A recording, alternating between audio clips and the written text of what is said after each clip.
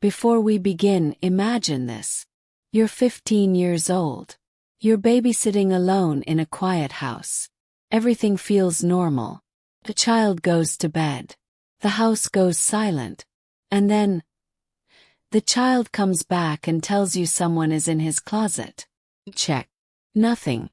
But minutes later, you discover something that proves you were never alone in that house. This is a true story. I'm 29 now, and I've experienced plenty of disturbing things in my life. But nothing has ever stayed with me the way that night did. I was only 15, and it was my first real babysitting job for someone outside my family. The parents were close friends with mine, so everyone trusted everyone. Their names were Mark and Diane, and their son, Charlie, was 5. They lived in a quiet suburban neighborhood, the kind where nothing ever seemed to go wrong. That illusion didn't last. My parents dropped me off around 6:30 p.m. Mark and Diane were dressed up and ready to leave. Mark showed me around the house carefully, pointing out important things, especially the doors. "There are 2 locks on the back door," he said. "Make sure you lock both." I nodded, not thinking much of it. To me, a lock was a lock. After they left, Charlie and I played some simple games and watched cartoons. He was an easy kid. By around 8 p.m. he had finished dinner, brushed his teeth, and I tucked him into bed upstairs. His room was at the end of a long hallway, dimly lit by a small nightlight. He asked me to leave his door slightly open, so I did. Once he was asleep, I went into the guest bedroom across the hall and turned on the TV. Everything felt calm, quiet. About 40 minutes later, I heard soft footsteps. I looked up and saw Charlie standing in the doorway, clutching his stuffed animal tightly. He looked scared. "Chris," he whispered. I sat up and asked what was wrong. He hesitated before saying, "There's a noise in my closet." I followed him back to his room and opened the closet door. I moved some clothes around, pretending to check thoroughly. Nothing was there. "It's just the house settling," I told him. He didn't look convinced, but he went back to bed. I returned to the guest room, trying to relax. But about 15 minutes later, I heard footsteps again. This time, Charlie was more afraid. "The closet door moved," he said quietly. I walked back to his room and froze. The closet door was open. I knew I had closed it. A cold, heavy feeling settled in my stomach. I told myself it was nothing. Maybe it hadn't closed all the way. I shut it again, tucked him in, and left. But this time, as I walked away, I couldn't shake the feeling that something was wrong. 10 minutes later, Charlie called out again. His voice was shaking. When I entered his room, he wasn't looking at the closet. He was pointing toward the corner of the room. And when I followed his finger, my entire body went cold. 'Cause someone was hiding there. And they were staring directly at me.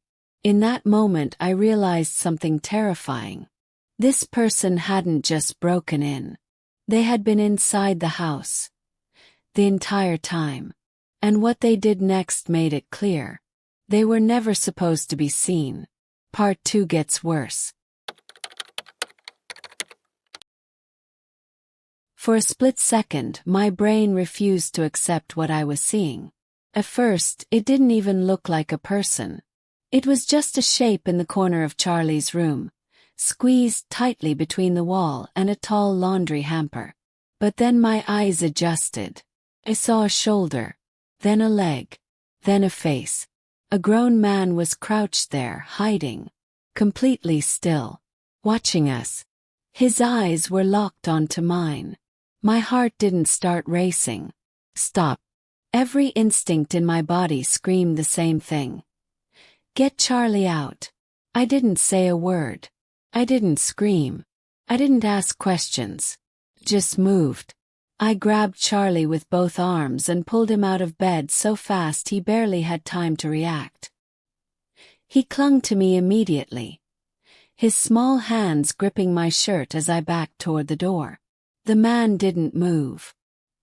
He stayed crouched there, like if he stayed perfectly still, maybe I wouldn't do anything. Maybe I wouldn't run. Maybe I wouldn't escape. But I already was.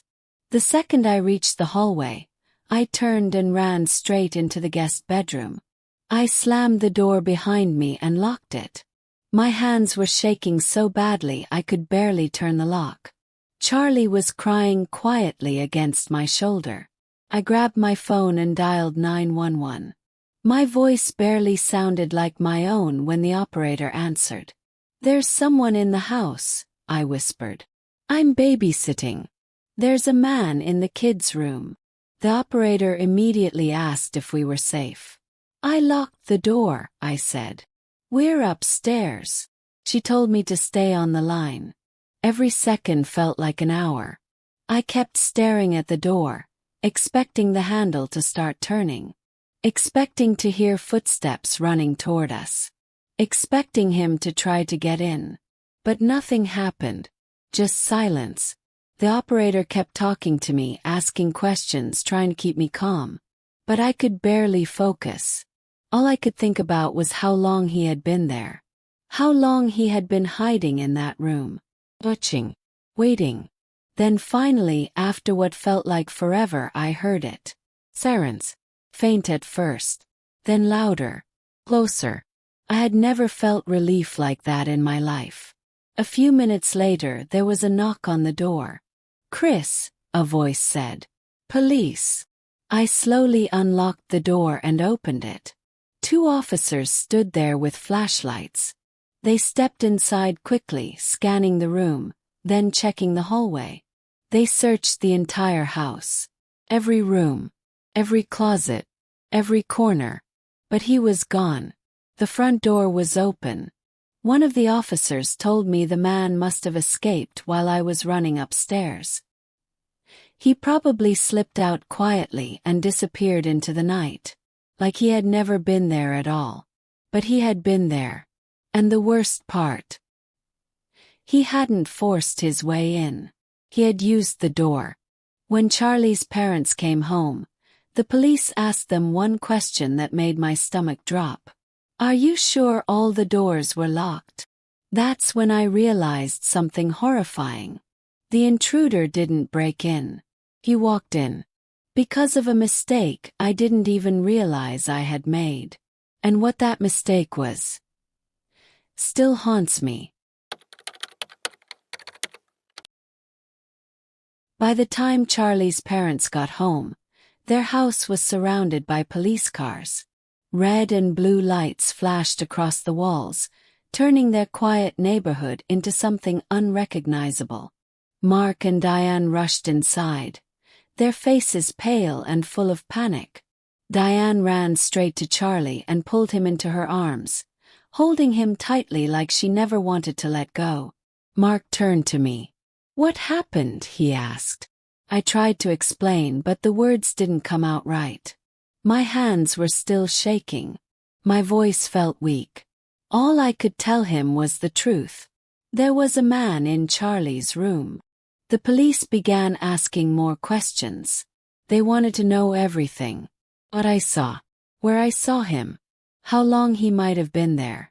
Then one of the officers asked something that seemed simple. "Were all the doors locked?" Mark immediately walked toward the back door. I followed him without thinking, my stomach already twisting with anxiety. He reached the door and stopped. The top lock, the deadbolt, was unlocked. He turned and looked at me. Not angry. Not yelling. Just serious. "Did you lock both locks?" he asked calmly. My heart sank. "I locked the bottom one," I said quietly. He nodded slowly. "The bottom one can open if someone forces it," he said. "That's why I told you to lock both." In that moment everything made sense. The man hadn't broken in. He hadn't smashed a window. He hadn't forced anything. He simply opened the door. Because I hadn't fully locked it. A cold wave of guilt washed over me. I kept thinking about how easily things could have gone differently. What if Charlie hadn't come to get me? What if he stayed in his bed, too scared to move? What if I never went back into that room? The police said the intruder probably entered quietly and hid when he realized someone was home. He was likely waiting for an opportunity, waiting for silence, waiting for the right moment. That thought stayed with me. Someone had been inside that house, watching us, waiting. And we never knew until it was almost too late. Eventually the police left. The house was quiet again, but it didn't feel the same. Nothing ever did. Mark placed his hand on my shoulder before I left. "You did the right thing," he said. "You protected him." But I didn't feel brave. Felt lucky. Lucky that Charlie spoke up. Lucky that I listened. Lucky that we both made it out safely. 'Cause I know one thing for sure. If Charlie had ignored the noise, if he had stayed quiet, that night could have ended very differently. I never babysat in that house again. And from that day forward, I never ignored strange sounds in the dark. 'Cause sometimes, kids aren't imagining things. Sometimes, they're the first ones to notice the danger. But that wasn't the last time babysitting turned into something terrifying. A couple years later, another babysitter agreed to stay overnight with a quiet 8-year-old boy. Everything seemed normal, until she woke up in the middle of the night and saw him standing at the foot of her bed, holding something behind his back, something he was never supposed to touch. I was 17 the last time I ever agreed to babysit overnight. His name was AJ. He was 8 years old, quiet, and kept mostly to himself. I had babysat him twice before, and both times were easy. He stayed in his room, played video games, and barely spoke. His mom always said he was independent, like it was something to be proud of. So when she asked if I could stay overnight while she traveled for work, I agreed without hesitation. I thought it would be just another easy job. I was wrong. She left that afternoon after quickly explaining everything. Dinner was in the freezer. I could sleep in the guest room at the end of the hallway. Ajay was upstairs already playing games. For the next few hours, nothing unusual happened. I barely saw him. I could hear his video game through the ceiling. Gunshots, explosions, the sounds of chaos from whatever he was playing. Around 7 p.m., I made frozen pizza and called him downstairs. He came down slowly, grabbed 2 slices, and looked at me. Not like a normal kid. Not shy. Not friendly. It was cold. He didn't say thank you. He didn't say anything at all. He simply turned and walked back upstairs. I told myself he was just antisocial. Some kids were like that. Later that night, I went upstairs to the guest room. I sat on the bed, scrolling on my phone, trying to relax. The house felt strangely quiet. Too quiet. At one point, I looked up toward the open doorway and saw something move. Jay's head. He was standing in the hallway, staring at me. The second I noticed him, he slowly stepped backward out of view. I laughed nervously. AJ, called. No answer. I heard his footsteps disappear down the hallway. I brushed it off. He was probably just curious. Eventually, around 11 p.m., I turned off the lamp and laid down to sleep. I don't know how long I was asleep, but something woke me up. It wasn't a sound. It was a feeling. The feeling that someone was watching me. I opened my eyes and saw a figure standing at the foot of the bed. My heart jumped into my throat. I couldn't move. Couldn't breathe. I reached for the lamp and turned it on. It was AJ. He was standing there silently, completely still, just staring at me. My voice shook as I spoke. AJ, what are you doing? He didn't answer. He just stood there. That's when I noticed his hands were behind his back. Hidden. My stomach tightened. "What do you have?" I asked. He slowly shook his head. "Whoa." Something was wrong. Very wrong. I forced myself to stand up. Every instinct told me to get him out of the room. "AJ," I said firmly. "Show me your hands." He didn't move. So I stepped closer and grabbed his arm. As I pulled it forward, I saw it. A large kitchen knife, gripped tightly in his hand. My entire body froze. He hadn't dropped it. He hadn't said anything. He was just standing there, watching me. And in that moment I realized something terrifying. He didn't come into my room by accident. He came in for a reason. And I was alone with him. The second I saw the knife, my body reacted before my mind could. I let go of his arm and stumbled backward, putting as much distance between us as possible. My heart was pounding so hard it felt like it might explode. My hands started shaking uncontrollably. "AJ, go back to your room," I said, trying to keep my voice calm. He didn't argue. He didn't cry. He didn't even look surprised.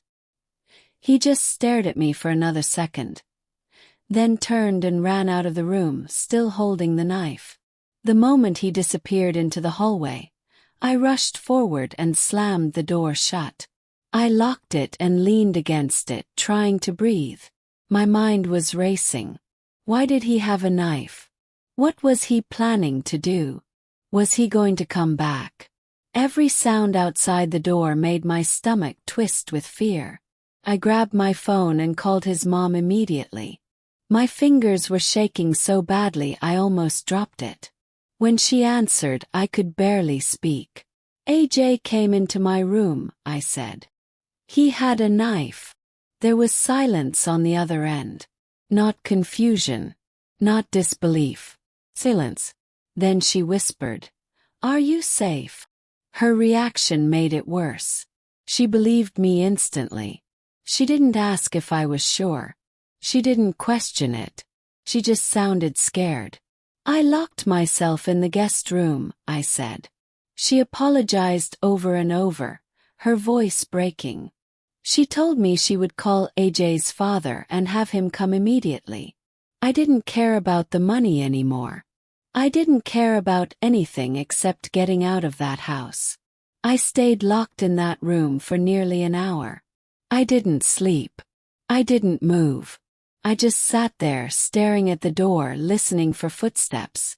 Finally, I heard the front door open. A man's voice called AJ's name. I slowly unlocked the guest room door and peeked into the hallway. His father was standing there. He didn't say much to me. He just walked straight toward AJ's room. I grabbed my bag and left immediately. I didn't say goodbye. I didn't look back. Later that night, his mom sent me the payment and another apology message. But I never returned. I never babysat again. Because I couldn't stop thinking about one thing. He didn't sneak into my room just to scare me. He brought a knife. And he was standing over me while I slept. But the most disturbing babysitting experience didn't involve a knife. It involved something far more terrifying. 2 children claimed they saw their babysitter standing in their doorway. The only problem was, he was downstairs the entire time, which meant someone else was upstairs, pretending to be him. I was 21 when my sister asked me to watch her kids overnight. It wasn't unusual. I had babysat Emma and Lucas many times before. Emma was 6, sensitive and quiet. Lucas was 9, more confident but still easy to manage. Their house was in a peaceful suburban neighborhood, the kind where nothing ever seemed out of place. That night started completely normal. We ate dinner together, watched a movie, and laughed like always. Around 9 p.m. I walked them upstairs. Their bedrooms were across the hall from each other, connected by a small open balcony overlooking the living room. Emma asked me to leave her door slightly open and keep the hallway light on. Lucas just said goodnight and rolled over. I went downstairs and turned on the TV, keeping the volume low. About 30 minutes later, I heard soft footsteps upstairs. I assumed Emma needed something. But before I could even reach the stairs, I saw her standing at the top, looking down at me. She looked confused. "I thought you just came into my room," she said. "Stop. What do you mean?" She frowned. "You were standing in my doorway. You told me everything was okay." A chill ran through my body. "I wasn't upstairs," I said. She stared at me like she didn't believe me. I walked her back to her room, checked her closet, checked under the bed. Nothing was there. Eventually she laid back down. I went downstairs again, trying to convince myself she had just been dreaming. But then about 20 minutes later, Lucas came downstairs too. He looked nervous. "Why did you come into my room?" he asked. My heart started beating faster. "I didn't," I said. He shook his head. "You were standing next to my dresser. You didn't say anything. You just stood there." That's when the fear really started. Both of them saw someone they thought was me. But it wasn't. I turned off the TV and listened carefully. The house was silent. Then suddenly, stairs, running. Emma screamed. She came running down the stairs, crying. "There's someone in my room," she yelled. My body went cold. This wasn't imagination anymore. This was real. I told both kids to stay behind me as I slowly walked toward the stairs. Every step felt heavier than the last. My heart pounded so loudly I could hear it in my ears. When I reached the top, I looked toward Emma's room and saw him. A tall figure standing beside her bed. He wasn't moving, just standing there, watching. Then he spoke. In a strange, high-pitched voice that didn't sound natural. "Aren't they precious?" Every survival instinct in my body activated at once.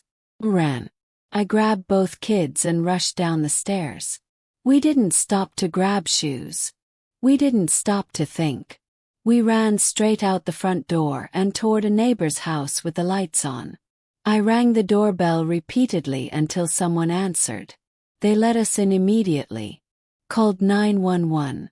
And while I stood at the neighbor's window, I saw him walking calmly out of my sister's house.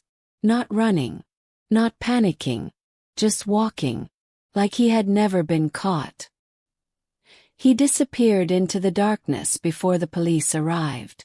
They searched the house. But he was gone. No broken windows. No forced entry. Nothing. To this day, no one knows how long he had been inside, or how long he had been watching those kids. Babysitting is supposed to be simple. Quiet nights, safe homes, sleeping children. But sometimes, someone else is already inside, watching, waiting. And the scariest part is, you might not know until it's too late.